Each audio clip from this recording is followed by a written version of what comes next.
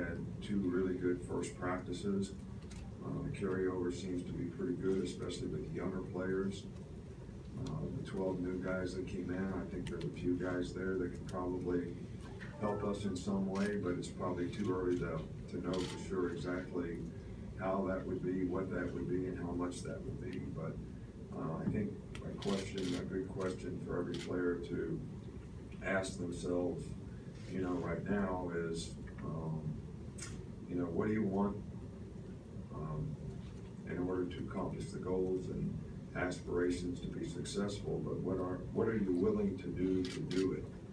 I think is probably a better question. And we ask the players to invest in themselves, but sometimes, you have to give a little something up.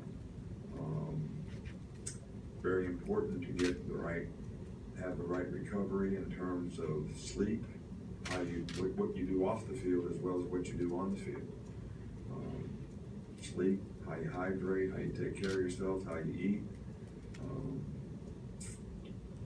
how you dissipate. All these things affect ability to recover, which affects performance, which in turn affects how effective a player you really are when you get out on the field. I think the acclimation program that we do right now is probably a good thing. 2 days in shorts, 2 days in shoulder pads, and then we can get into full pads. I think it's good for the players. We can do a lot of good teaching in these days in shorts, which I think we've been able to accomplish. And, we want to make determinations as to who can play winning football relative to kind of intangibles that they play with, whether it's mental and physical toughness, whether it's ability to sustain effort, whether it's responsible to do your job, know what your job is, how to do it, why it's important to do it that way. All these things are important to being able to play winning football on a consistent basis, and that's what we're trying to focus on, to see how many guys we have on this team that can play winning football.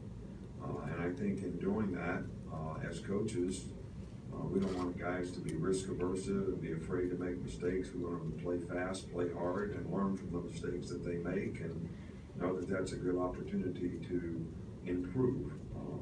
And as I said many times before, self-assessment is important. Ability to take correction is important, so that you can improve and get better. So I'm pleased with the staff chemistry, the good teachers that we have on our staff. I think it's been really good so far, and hopefully we'll be able to continue to build on that. We'll start over here front row with John Zener. I know it's just August 5th, but what kind of impact has Coach Dable had on the offense and Jalen especially? Well, I think Brian's done a really, really good job. He's a good teacher. I think the players have a lot of respect for him. He's very enthusiastic about what he does. Systematically, we carried over a lot of things that we've done in the past, but the new additions that we made, he certainly has great teaching progression for. I think he does a great job of helping coach the other coaches so that they can do a good job of coaching the players. So specifically relative to Jalen, I think he's a very, very good quarterback coach. I think it's helped Jalen fundamentally. I think he's got a better understanding and confidence, especially in the passing game, of what he needs to do and what's expected of him. And I see a lot of improvement from that standpoint. Come back over here with Chandler. Kind of follow up on that, Nick. When we talk to the players, they talk about how Brian is so organized and he's so businesslike. How does his approach to maybe his day-to-day operations mesh with what you want for your assistants to do?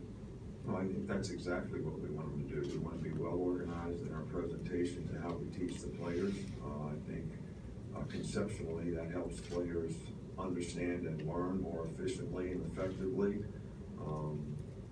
And of all the people that I've ever been with, Bill Belichick probably does this as well as anybody. So for Brian to have been in that system and that organization for a long time, I think is reflected in his organization and his teaching progressions that he has for the players. Come back over here to Michael. kind of along the same line, what's the biggest difference, I guess, from him being in the NFL, being pretty much his whole career in the NFL? What's the biggest difference when he comes back to the college game? Well, I think that there are some differences in the game. I think the biggest thing is the rule about being downfield, being able to throw RPOs, kind of play action passes are a little bit different because the lineman can be 3.5 yards down the field. But I think because we have a good staff overall, and we made some additions with some people who have had a lot of success, with that type of offense, it's been fairly easy to learn and implement into our system that we've had in the past, for Brian to learn and to be able to implement it in the system that we have right now. So I don't think it's a big issue. It's all football, and it all comes down to ability to execute, which is fundamentally how you block, how you tackle, how you run routes, what the quarterback reads to get rid of the ball, how we pass protect. So those things are pretty much the same at both levels. So the one thing is probably the thing that's a little bit different, but that's not something that we've had an issue implementing. Go back in the back with Cecil. Coach, I guess a little off the wall, but is there any possibility that Trayvon Diggs could have an offense-defense role this fall? No, we're not really going down that road right now. We're really focused on trying to develop him as a corner on our team. So we're not going down that road right now. We really feel good about the young receivers that we have. So we're giving them as many reps as they can, and hopefully at some point this season they'll be able to make a contribution. But I think right now Trayvon is focused on one thing, which I think is important, especially with young players, to define a role so that they can be effective in that role. So can I be off the wall for a minute? And are we WIA over there with the crutch? I mean, you know what that means, right? Wounded in action. I mean, what's up? I'm questionable for next Saturday. So. You better not miss treatment then. I'll be the Ginger will track me down. So, also the other, even more off the wall. In the past, you've had success using a defensive lineman in a goal line or a heavy offensive package. Is there anybody that's got that skill set? I think we have some guys that probably do. Right now, we haven't even done goal line short yardage yet, so that's and that depends a little bit on the players that we have on offense. But I do think we do have a couple guys defensively that can do that. We toyed around with it a little bit in the spring, and we'll see how it goes here in the fall. On the back with Reiner. Going back to Brian, how much do you think his defensive background as a player and also early on in his coaching career has influenced his kind of his offensive strategy? Well, I think any good offensive coach really understands defense. One of the things that I see in a lot of offensive coaches is they're very systematic in terms of what they do, but their knowledge of defense is maybe and how they attack things. If you're playing a certain coverage on defense and you really understand how that coverage is being taught and implemented and what the keys are for the defensive players, then you have a better chance to exploit that by how you attack it with the patterns and what gives it a problem. I think that's been probably the contribution that I've been able to make to our offense is my experience of being a secondary coach for more years than I want to admit to. I can always say, this is the hardest thing against that. And I think when you've been a defensive player and you have that understanding, I think that only helps you be able to do that effectively. Come back up front with Dwayne. Coach, I was sorry. Stop, man. Sean Dion, obviously coming in his senior year, he had the injury last year. What's the progression you've seen from him, and what kind of year do you anticipate him having?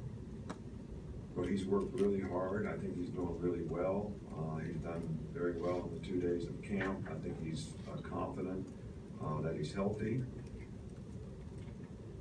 think any player that's coming back off of an injury is going to make day-to-day progress in terms of getting back to 100%, but he's very close to that. He's got a very, very good understanding of our defense, what we do, the concepts of how we play things, and I think that's going to benefit him. But I also feel that there's some other guys at linebacker that are really making some nice progress, so the competition at that position, I think, will help everybody get better. Go second row here with Steve. I guess there are different philosophies on what kind of opponent teams like to open up with. You'll open up with some very stout opponents in your history. What are the benefits to opening up with a really tough team, and how difficult is it to get a team ready to play a game like that right up front? Well, I think it's challenging to get your team ready to play anybody, but obviously when you play a really, really good team, they present a lot of challenges. That's why they're a good team. So that sort of goes without saying, in my opinion, that but the positive side of that is the players are more into it. They're more focused because they understand who they're playing and they have a respect for the quality of team that they're playing.